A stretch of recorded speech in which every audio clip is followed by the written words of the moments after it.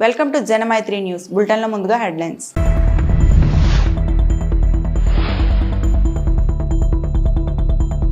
పహల్గాం ప్రస్తావన లేకుండా ఎస్సీఓ పత్రం, చైనా సదస్సులో సంతకం చేయని రాజ్నాథ్ సింగ్.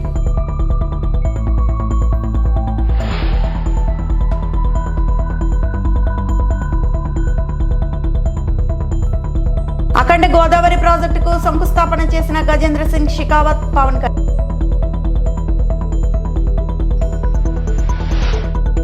వైఎస్ జగన్ సమక్షంలో వైఎస్ఆర్సీపీలో చేరిన టీడీపీ సీనియర్ నేత సుగవాసి బాలసుబ్రహ్మణ్యం. చైనాలో జరిగిన షాంఘై సహకార సంస్థ ఎస్సీఓ సదస్సులో ఉగ్రవాదులు, వారి మద్దతుదారులకు భారత్ గట్టి హెచ్చరిక చేసింది. ఎస్సీఓ సంయుక్త ప్రకటనలో బలోచిస్తాన్ పేరును పేర్కొన్న చైనా పహల్గాం ఉగ్రదాడి అంశాన్ని చేర్చకపోవడంపై తీవ్రంగా స్పందించింది. ఎస్సీఓ సంయుక్త ప్రకటనపై సంతకం చేసేందుకు నిరాకరించింది. అంతకుముందు చైనాలో జరిగిన షాంఘై సహకార సంస్థ సదస్సులో మాట్లాడిన రాజ్నాథ్ సింగ్, శాంతి, శ్రేయస్సు, ఉగ్రవాదం కలిసి ఉండలేవన్నారు. ఉగ్రవాదులను, వారికి ఆర్థిక సాయంతో పాటు మద్దతు ఇచ్చే వారిని బాధ్యులను చేయాలని సూచించారు. ఉగ్రవాదం ముప్పును ఎదుర్కొనే విషయంలో ద్వంద్వ ప్రమాణాలు ఉండకూడదని చైనాకు చురుకులు అంటించారు. కొన్ని దేశాలు ఉగ్రవాదులకు ఆశ్రయం కల్పించేందుకు సీమాంతర ఉగ్రవాదాన్ని విధానంగా మార్చుకున్నాయని పాకిస్తాన్ పేరు ఎత్తకుండా రాజ్నాథ్ ఆరోపణలు చేశారు. ఈ ప్రాంతం శాంతి భద్రతలు, అవిశ్వాసం అనే అతిపెద్ద సవాళ్లను ఎదుర్కొంటుందన్నారు. Excellency, India believes that the reform multilateralism can help build cooperation to prevent conflict between countries by creating mechanisms for dialogue and collaboration. No country, however large and powerful, can manage alone. In fact, the very idea of the global order, or indeed of multilateralism, is the assumption that nations have to work with each other for their mutual and the collective benefit. This is also reflective of our age-old Sanskrit saying, Shrem Sarva Jana Sukhino Bhavantu, which implies peace and prosperity to all. Excellency, it is in the context of the current uncertain geopolitical scenarios that the role of SCO becomes very important today. SCO member countries contribute around 30% of the global GDP, while about 40% of the world's population resides in them.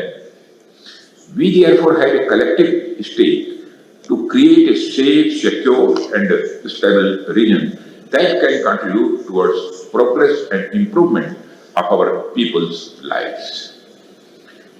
Excellency, I believe that the biggest challenges that we are facing in our region are related to peace, security and trust deficit. And the root cause of these problems is increasing radicalization, extremism and terrorism. Excellency, peace and prosperity cannot coexist with terrorism and the proliferation of weapons of the mass destruction in the hands of the non-state actors and the terror groups. Dealing with these challenges require decisive action, and we must unite in our fight against these evils for our collective safety and security. It is imperative that those who sponsor, nurture and utilize terrorism for their narrow and selfish ends must bear the consequences. రాజమహేంద్రవరంలో అఖండ గోదావరి ప్రాజెక్టుకు కేంద్ర మంత్రి Gajendra Singh Shekhawat, AP deputy CM Pawan Kalyan శంకుస్థాపన చేశారు. కార్యక్రమంలో AP మంత్రి కందుల Durgesh, MP Purandeswari పాల్గొన్నారు. పుష్కర్ ఘాట్ వద్ద 94.44 కోట్ల వ్యయంతో అఖండ గోదావరి ప్రాజెక్టు చేపట్టారు. దీంతో చారిత్రక నగరం రాజమహేంద్రవరం ఇకపై పర్యాటక శోభను సంతరించుకోనుంది. విదేశీ పర్యాటకులకు ఆకర్షించేలా నగరం చుట్టుపక్కల ప్రాంతాలను తీర్చిదిద్దేందుకు అఖండ గోదావరి ప్రాజెక్టుకు ప్రభుత్వం శ్రీకారం చుట్టింది. పుష్కరాలు నాటికి ఇది పూర్తి కానుంది. మనకి ఆంధ్రుల అన్నపూర్ణగా పేరుగాంచిన డొక్కా సీతమ్మ గారికి జన్మనిచ్చిన నేల ఇది. కవి మహాభారతాన్ని మనకి తెలుగులో అందించిన మన ఆదికవి నన్నయ్య గారికి జన్మనిచ్చిన నేల. అలాగే ఎంతోమంది కళాకారులకి, సామాజికవేత్తలకి జన్మనిచ్చింది. మనకిష్టమైన బాపు రమణల్లో ఒకరైన ముళ్ళపూడి వెంకటరమణ గారికి అందించిన ఈ గోదావరి నేల ఇది చాలా సంవత్సరాల నుంచి, చాలా దశాబ్దాల నుంచి ఉన్న కోరిక. ఈ మన హ్యావ్లాక్ బ్రిడ్జ్ ఒక చాలా పురాతనమైంది. దీనిని వాడకుండా వదిలేసాం. దీన్ని ఎలా చేయాలి అనేది చాలామంది ప్రజల ఆకాంక్ష, గోదావరి జిల్లా ప్రజల ఆకాంక్ష.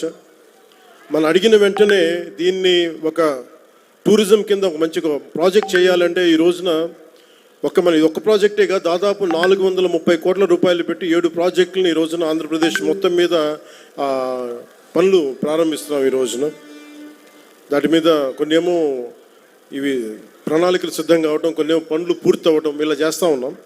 దాంట్లో ముఖ్యమైనది ఈరోజు మనకి అఖండ గోదావరి ప్రాజెక్ట్. ఈ అఖండ గోదావరి ప్రాజెక్టులో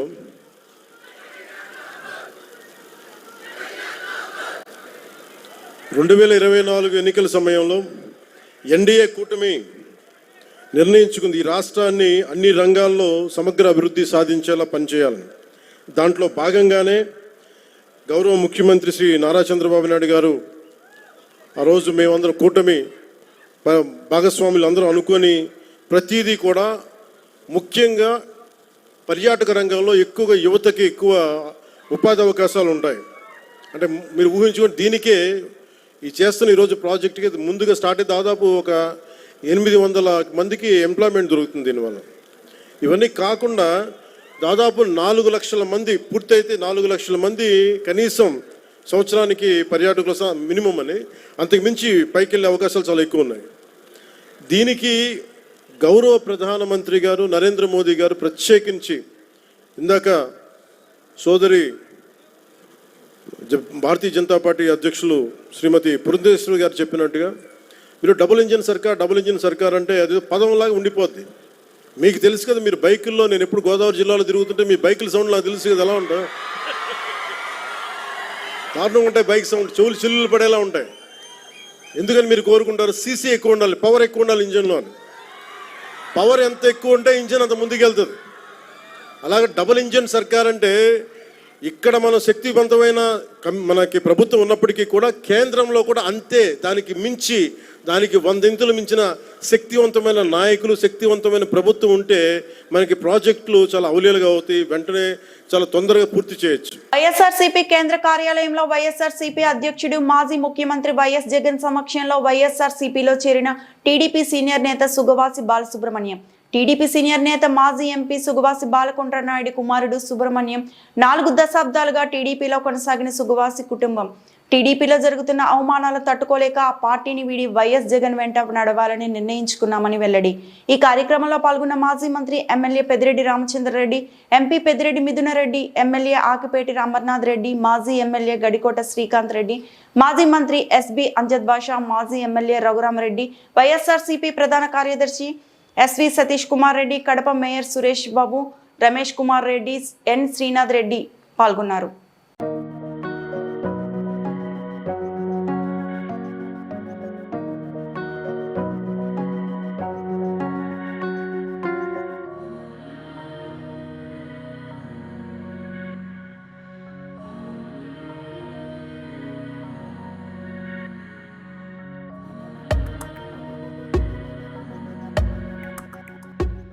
టీటీడీకి ఎస్వి ప్రాణదాన ట్రస్ట్ కు గూగుల్ వైస్ ప్రెసిడెంట్ ఎన్ఆర్ఐ తోట చంద్రశేఖర్ కోటి విరాళం అందించారు. టీటీడీ చైర్మన్ బిఆర్ నాయుడును క్యాంప్ కార్యాలయంలో కలిసి చెక్కును అందించారు.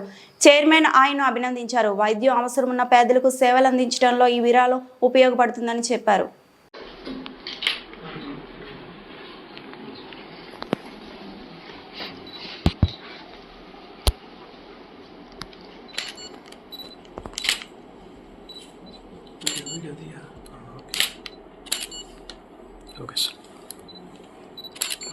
తిరుమల శ్రీవారిని సినీ నిర్మాత బండ్ల గణేష్ దర్శించుకున్నారు. గురువారం ఉదయం వీఐపీ విరామ సమయంలో కుటుంబ సభ్యులతో కలిసి స్వామివారి సేవలో పాల్గొని మొక్కులు చెల్లించుకున్నారు. దర్శనానంతరం ఆలయ రంగనాయకుల మండపంలో వేద పండితులు వేదాశీర్వచనం అందించగా ఆలయ అధికారులు శ్రీవారి తీర్థ ప్రసాదాలు అందజేసి పట్టు వస్త్రంతో సత్కరించారు.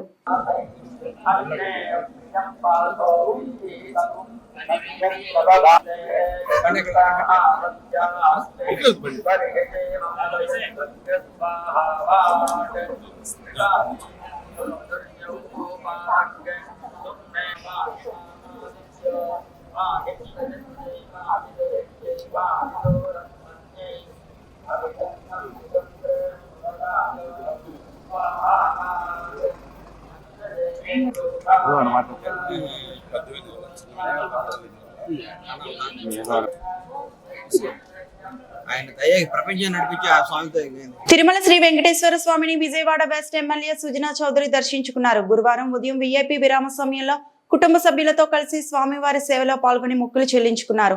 దర్శన అనంతరం ఆలయ రంగనాయకుల మండపంలో వేద పండితులు వేదాశీర్వచనం అందించగా ఆలయ అధికారులు శ్రీవారిని తీర్థ ప్రసాదాలు అందజేసి పట్టు వస్త్రంతో సత్కరించారు.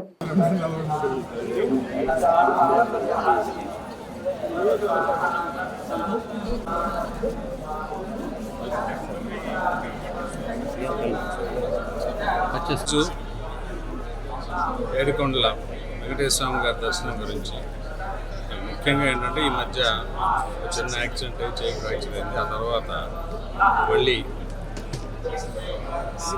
మళ్ళీ యాక్టివిటీ స్టార్ట్ చేసే ముందు డెఫినెట్గా భగవంతుడి దర్శనం చేసుకొని ఆశీర్వాదం తీసుకొని బయలుదేరిన ఉద్దేశంతో వచ్చాము. ప్రజానికం అంతా బాగుండాలి, అందులో మేము కూడా ఉండాలి అని చెప్పి ఇంకా ప్రభుత్వం ప్రజలకు బాగా సేవా కార్యక్రమాల్లో ఇంకా బాగా చేయాలని చెప్పి కోరుకుంటున్నాం. ఆలోచన చాలా సంతోషంగా ఉంది. ప్రసాదాల దగ్గర నుంచి కూడా ఇంప్రూవ్మెంట్ కళ్ళ కట్టినట్టుగా కనపడింది. ఆ విషయం మేనేజ్మెంట్ కూడా అభినందనలు.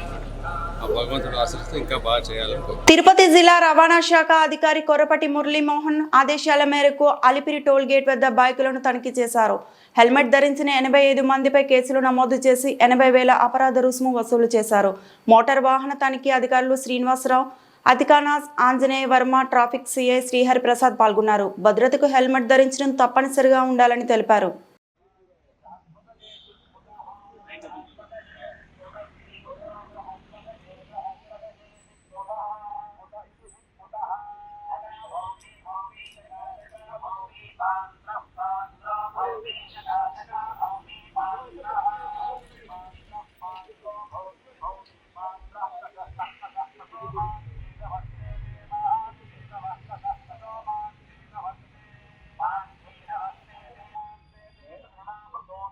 నర్సీపట్నం ఆర్డీఓ కార్యాలయం వద్ద నుండి అబేద్ సెంటర్ వరకు ర్యాలీగా వెళ్లి అంబేద్కర్ విగ్రహానికి వినతి పత్రం అందజేశారు.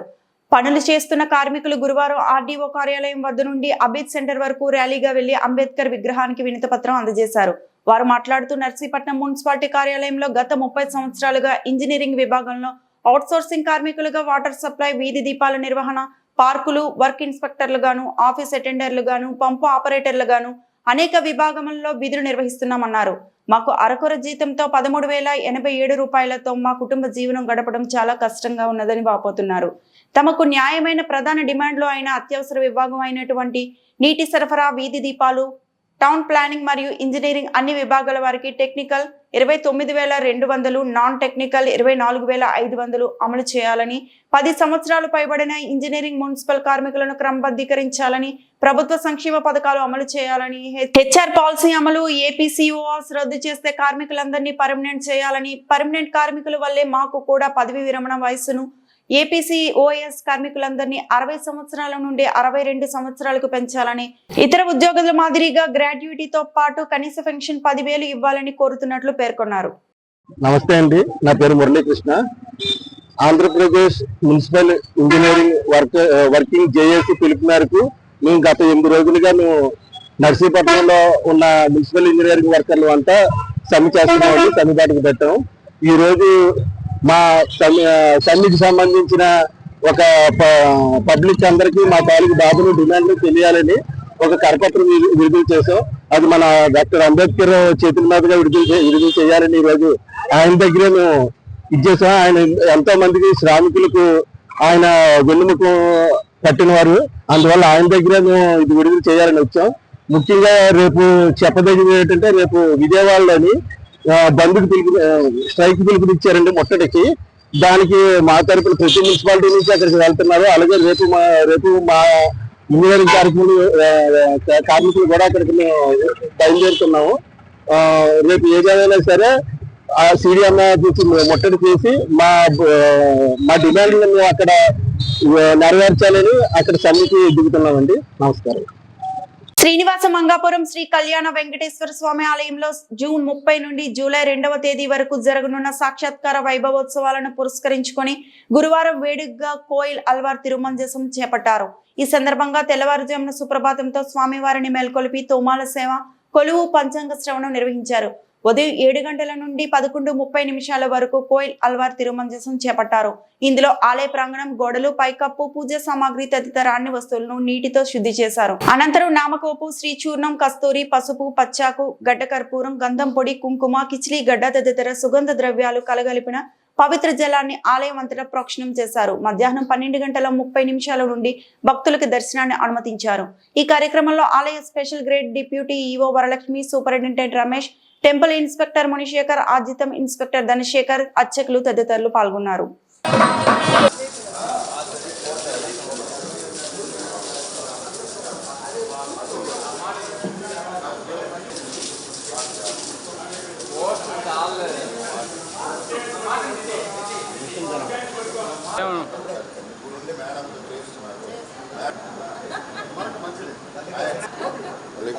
ఏదో దొరకాలన్నా వాడికి అంతే.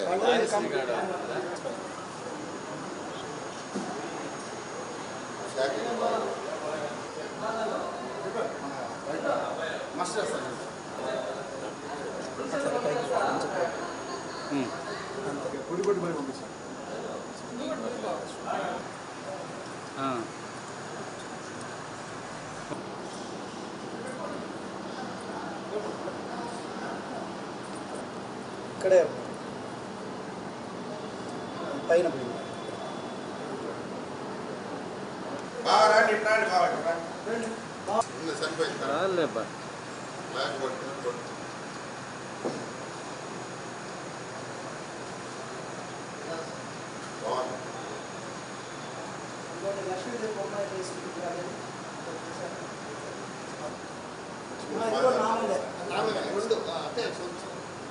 అంటే ఇది వేరు. మీ ఫోన్ తెచ్చారా? నమో వెంకటేశాయ. శ్రీనివాస మంగాపురంలో కళ్యాణ వెంకటేశ్వర స్వామి వారికి ప్రతి సంవత్సరం జరిగేటటువంటి సాక్షాత్కార వైభవోత్సవాలను పురస్కరించుకొని ఈరోజు కోయిలాల్వార్ తిరువంజన సేవ చేయడం జరుగుతుంది. దాంట్లో భాగంగానే దేవాలయంలోని అంతర్భాగాన్ని, దేవాలయం చుట్టూ ఉండేటటువంటి భాగమును, అలానే స్వామివారికి నిత్యం కైంకర్యంలో ఉపయోగించేటటువంటి వస్తు ద్రవ్యములను అన్నింటినీ శుద్ధి చేస్తూ ఈ వైభవోత్సవ పురస్కృతంగా స్వామివారికి జరిగే వైభవమునికి తార్కాణంగా ఈ కోయిలాల్వార్ తిరువంజన సేవ 18 రకాలైనటువంటి సుగంధ ద్రవ్యములతో ఉండే లేపనాన్ని, స్వామివారు ఉండేటటువంటి గర్భాలయము, తర్వాత ఉండేటువంటి అంతరాలయము, అర్ధమండపం వరకు కూడా ఈ తిరుమంజన సేవను చేస్తూ స్వామివారికి వైభవోత్సవ పురస్కృతంగా స్వామివారికి జరిగే ఉత్సవ ప్రారంభ సరళిని ఈ కోయిలాల్వార్ తిరువంజన సేవతోటి ప్రారంభం చేయటం ఎప్పుడు అనూచారంగా వస్తున్నటువంటి విషయం. దాంట్లో భాగంగానే కోయిల్ అంటే దేవాలయము, ఆళ్వార్ అంటే భగవంతుడు, తిరుమంజనము, తిరుమై అంజనము అంటే ద్రవ్య సేవ అని ఉండేటటువంటి అర్ధతత్పరతోటి ఈ కోయిలాల్వార్ తిరువంజన సేవా కార్యక్రమం పూర్వం నుంచి అనూచారంగా తిరుమల తిరుపతి దేవస్థానం వారు దేవాలయ అంతర్భాగము ద్రవ్యములను అన్నింటినీ శుద్ధి చేయడం కోసం ఏర్పాటు చేసినటువంటిది. దీని కృతంగా స్వామివారికి జరిగేటటువంటి నిత్యకట్ల కైంకర్యాలను పూర్తి చేస్తూ ఈ తిరుమంజన సేవ అయిన తరువాత భక్తులకి అందరికీ కూడా శ్రీవారి దర్శన భాగ్యాన్ని కల్పించడం యథాతథంగా జరుగుతున్న విషయం. దీన్ని గమనిస్తూ దీని తర్వాత 30 నుంచి 3వ తేదీ వరకు జరిగేటటువంటి వైభవోత్సవాల్లో భక్తులందరూ పాత్రులవుతూ శ్రీవారి అనుగ్రహానికి పాత్రులు కాగలరు. తంబెలపల్లి నియోజకవర్గంలో టీడీపీ కార్యకర్తలు నలిగి నాశనం అవుతున్నారని టీడీపీ అభిమానులు వాపోతున్నారు. టీడీపీ కార్యకర్తలు మాట్లాడుతూ టీడీపీ ఇన్ఛార్జ్ జయచంద్రరెడ్డి వైసీపీ పాలనలో తంబెలపల్లి నియోజకవర్గంలో కష్టపడి దెబ్బలు తిని తలలు పగలగొట్టించుకొని అక్రమ కేసులు పెట్టించుకున్నాము, కానీ నీకు దయ లేదు మా పైన అని టీడీపీ కార్యకర్తలు ఆవేదన వ్యక్తం చేస్తున్నారు. పార్టీ ఇన్ఛార్జ్ జయచంద్రరెడ్డి పెద్దిరెడ్డి కోవట్టుగా ఉంటూ ఊడిగం వారికి చేస్తున్నారు అని, వైసీపీ వారిపైన ఈగ కూడా వాలకుండా చూసుకుంటున్నామని ఆవేదన వ్యక్తం చేస్తున్నారు. ఆ రోజు ఇంతమంది సవాల్ ఇస్తుంటే నిలబడినాడు, ఎల్లవో సెట్ చేసుకుందా అని కొట్టినారు వాళ్ళు. ఆ రోజు అన్నం తిని బయట వస్తే అతను కొడుతుంటే నేను పోతే నన్ను కొడతారు. ఎవరే కానీ మనం తిరిగి చూస్తామంటే ఒక్కళ్ళేడు చిక్కేశారు. రే నిలబడరా, ఎంతమంది వస్తారో చూద్దామంటే ఒక్కడు నిలబడి వెళ్ళాడు. ఆ రోజు మేము నిలబడి దెబ్బలు తిన్నా. రే సంపుతారని ఏమైనా తగ్గుకుందామన్నా, నేను ఒక్కనే తగులుకున్నా. రక్తం కారిపోతుంది, పంచి పక్క కట్టుకుంది, అంతగా మగవాడు నిలబడితే ఈ రోజు ఏం లేదు పరిస్థితి. పార్టీ ఏం చేస్తుంది ఇప్పుడు? ఇలాంటి వాళ్ళు మాలాంటి వాళ్ళకే కాపాడకపోతే రేపు జెండా మోసాడు ఎవడుంటాడు, ఊర్లో ఎవడుంటాడు చెప్పండి సార్. ఈ పరిస్థితి తమ్మలపల్లి కాన్స్టిట్యూషన్ అంతా ఇట్లా ఉంది. ఎవడు సీనియర్ ఉంటే వాడు రగ్గొప్పుకొని అనుకున్నాడు. ఈరోజు ఎవరు కొత్తగా వచ్చిన వాళ్ళగా వాళ్ళ ప్రిఫరెన్స్ వాళ్ళు గుడ్డలేము. వాళ్ళు ఇప్పుడు ఎండి ఆఫీసులో పోతే మామూలు పోతే జయచంద్ర మీకు చేయొద్దు అన్నాడు. ఇదే పరిస్థితి. పార్టీ మేము కష్టపడలేదా? ఆ రోజు గుర్తించింది ఎవరు? పార్టీ మేమే కదా. ఈ రోజు సున్నపాటి రోజు నాకు బీసీ కార్పొరేషన్ ఫస్ట్ గ్రామాధ్యక్షుడు 20 కోట్లు డబ్బులు పెడితే మా భార్య బిడ్డలు ఏం కాదు. ఆ రోజు పార్టీ కోసం తెచ్చుకుంటే పార్టీ కోసమే తగ్గించింది. మేము మా భూమి తగరదులు లేదు, మా పల్లెలు తగరదులు ఏం కాదు కదా. ఈ రోజు దొంగ నా కొడుకులందరూ వెనకాల వచ్చిన వాళ్ళు వచ్చేదినా వాళ్ళ పనులు చేసుకుని ఈ నా కొడుకులు ఏమైనారు అనేది ఆలోచన ఉందా? లేదు. పార్టీ ఈ టికెట్ ఇచ్చినారు కదా నీకు, కనీసం డబ్బు ఎవరు తెచ్చిచ్చినావు? ఏజెంట్ ఎవరు కూర్చుంటారని చూసినారా? ఎవరు కూర్చున్నారు? లేదు. డబ్బు ఇచ్చిన 4 లక్షలు ఇంట్లో పెట్టుకున్నాడు, కష్టపడింది మేము టీక్ లేదు. ఆ రోజు భోజనాలకు మా సొంత ఖర్చులు పెట్టుకొని మా సొంత పని చేసినాం. ఈ రోజు ఎక్కడ న్యాయం ఉందే? మా వాళ్ళు ఎవరు? పాత వాళ్ళు ఇప్పుడు 7 రోజులు 7 ఉంటారు. నేను అప్పుడు కూడా గ్రామాధ్యక్షుడు, ఇప్పుడు కూడా మా వాళ్ళు ఎవరు? ఇప్పుడు ఈ రోజు కూడా గ్రామాధ్యక్షుడు తీయాలని లేరు, ఇంకోటి పెట్టాలని వాళ్ళు. ఎందుకంటే మేము సజాగా పని చేస్తున్నాం. నీతి నిజైతుండదు మాకు. కొత్తగా వచ్చిన ఎవరో వైఎస్ఆర్ నిన్న ఇద్దరు వచ్చినారు, వాళ్ళకి అపాయింట్మెంట్ ఇస్తారు. వాళ్ళు ఎస్ఐ దగ్గర కూర్చొని పెడతారు, ఎండిఓ దగ్గర కూర్చొని పెడతారు, ఎంఆర్ఓ పెడతారు. మా పరిస్థితి ఏమే? దీనికన్నా పార్టీ లేకుండా కలుసుకుని గమ్మున ఉండాలంటే మా సిద్ధం చేసుకుంటే కష్టపడి బతాం కదా మేమా? ఇంత నీతిగా దిగజారుతాం సార్. ఎందుకు ఇదే?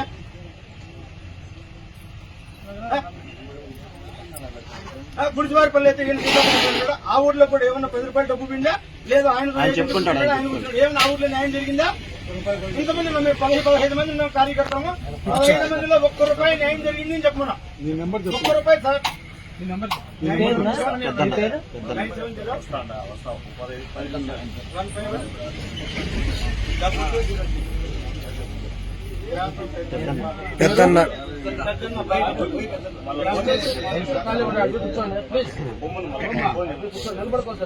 ఈ 15 మంది ఉండేవాళ్ళు మేము ఎక్కడ తొలగలేదు. ఈ వార్తలు ఇంతటితో సమాప్తం.